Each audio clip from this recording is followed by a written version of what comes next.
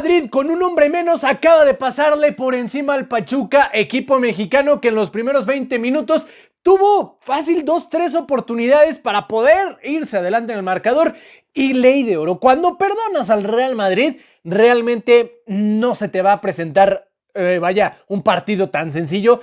Los que tengan ellos, así va a ser. Pachuca llegó o tuvo acercamientos como 20 tiros y Real Madrid tuvo 8, 9, metió 3 y con eso bastó. Además de que el conjunto de México se encontró con un imponente Thibaut Courtois, que ya sabemos hizo un par de atajadas brutales y al final de cuentas el Pachuca se despide del Mundial de Clubes. Sí, le sobra un partido, pero tristemente se va uno de los equipos que tal vez a nivel internacional a nuestro fútbol mexicano le ha dado un poquito más de realce. En esta edición no pudo hacerlo. Lo vamos a analizar tácticamente. Antes te dejo el top de los mejores y los peores jugadores que nosotros elegimos en este partido. Chécalo bien.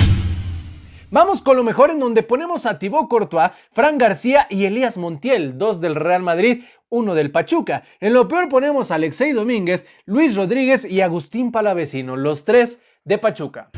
Pasamos a lo táctico, te explico. Real Madrid arrancó con un 4-3-3, Pachuca con un 4-2-3-1. La idea era interesante por parte de Pachuca. ¿A qué se refería? Abrir el medio campo, que los carrileros subieran, que Chaca y Brian González subían ligeramente, para que, no tanto para que se fueran al ataque, sino para obligar a que el medio campo del Real Madrid tuviera que replegarse naturalmente, y esto era algo curioso. Alexei y de igual manera Kennedy retrasar un poco, pegar un poco más las líneas, de igual manera el medio campo arrastrar de igual manera Salomón Rondón, para que en cualquier momento, cuando se adelantaran las líneas defensivas del Real Madrid, buscar trazos largos, ya sea Salomón Rondón o ya sea los extremos, pero siempre saltando líneas, y eso era muy interesante. De esto se lograron hacer varios acercamientos del Pachuca, incluso por ahí Courtois tuvo que intervenir, y de una de ellas fue algo productivo para la iniciativa del Pachuca, que en una de estas situaciones, cuando ya iba mano a mano, a Asensio se le ocurre jalar a Salomón Rondón, tal vez un poquito excesivo, pero al final de cuentas era último hombre, y aquí parecía que se le abría el mar al Pachuca, porque se iba el central del Real Madrid, que creo iba a ser el que iba a ejercer la competencia físicamente hablando con Rondón, con Kennedy, etcétera, y se va. ¿Qué termina sucediendo? Bajan a Tchouaméni y entonces cambian, entre comillas, y ojito por esto, entre comillas, a un 4-4-1 para defenderse. Lo que era muy interesante es que al atacar, evidentemente Vinicius se quedaba como punta y entonces estaban como una especie de 4-3-2 al atacar, abriendo demasiado al eje de ataque del Madrid, Vinicius corriendo por un costado, de igual manera lo de García también corriendo por todos lados, y aquí fue donde empezó a verse un poquito más que Real Madrid podía mantener el balón. ¿Qué empezaron a hacer? A enfriar el partido. Pachuca seguía apostando a las mismas, a correr y tratar de ganar espaldas. Sí conseguía opciones y demás, pero aquí, después de la expulsión, Alexei Domínguez, el extremo del Pachuca, que es un muy buen jugador y que en el partido pasado había tenido una buena participación, ahora simplemente no tuvo ese atrevimiento, no tuvo ese descaro y siempre estuvo prácticamente marcándose solo.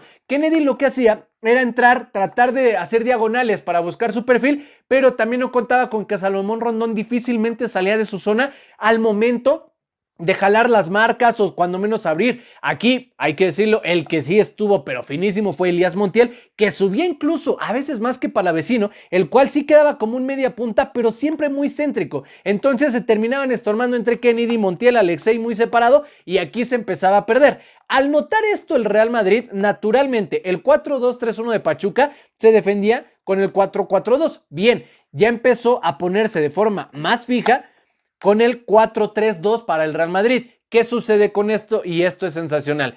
Al momento en el que Fran García adelanta líneas, de igual manera Trent Alexander-Arnold, entonces prácticamente estaban 2 centrales, 5 en medio campo y 2 en ataque. ¿Por qué razón? Porque Pachuca sí no estaba dejando que se acercaran tanto a su área porque anticipaba muchos balones, ya que era mano a mano, un central contra un delantero, y aquí siempre había un lateral sobrando, pero también tenías Alexei, tenías a Kennedy haciendo una doble marca. Cuando empiezan a hacer más recorridos los laterales, y ojo aquí, el primer punto de diferencia marcadísimo, la técnica individual de ellos, años luz. Los del Real Madrid, otro tema.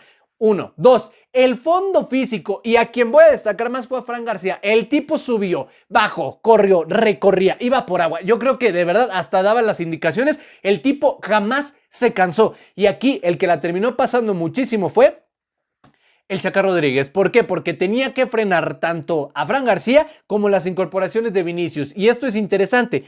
Fran García subía, naturalmente el Chaca tenía que cubrir. Aquí tenía que hacer una especie de labor en defensiva Alexei, y aquí era algo sensacional.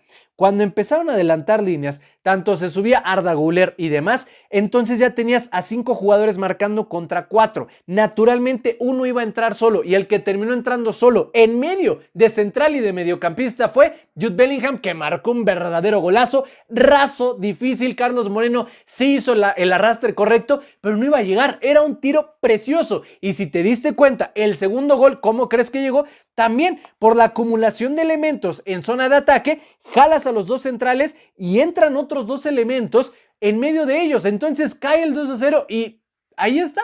¿Por qué? Porque los centrales y los laterales eran insuficientes y el recorrido que hacían Alexei y Kennedy no era el correcto, no tanto para ir y marcar ellos, sino para escalonar las jugadas o seguir la interiorización de los jugadores. Repito, si no la tapas, mínimo estorbas y obligas a que la jugada retroceda.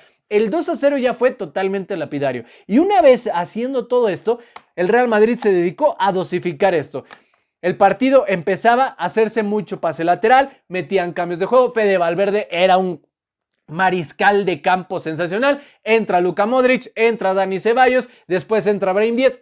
Digamos que el Real Madrid después empezó ahí a cascarear un rato. Hubo momentos en los que incluso el Pachuca metió a 3 centrales teniendo un jugador de más, pensando frenar a los 2 delanteros para que ya no sucediera esto. ¿Qué pasa? Metes 3 centrales, pones una especie de 3-4-3 para tratar de generar jugadas, pero naturalmente, ¿cuál era la opción del Real Madrid? Triangular. Y si algo tienen los jugadores del Real Madrid es calidad técnica, trazos largos, buscan, uno jala para que el otro central, que entre comillas sobra, vaya a la marca, y el que entra solito, Fede Valverde, termina marcando el gol. Es decir, triangulaciones, cambios de juego, saltando líneas, nada que decir. Pachuca compitió los primeros 20 minutos. Cuando no pudo obtener de ni una de esas jugadas más que una expulsión, naturalmente se termina perdiendo, porque perdonar a un equipo como el Real Madrid, ¿qué te digo, compadre? Ahora, 2 figuras importantes a reclamar, o mejor dicho, a destacar, una de cada equipo. Thibaut Courtois es una muralla. El tipo sí tuvo sus buenas atajadas,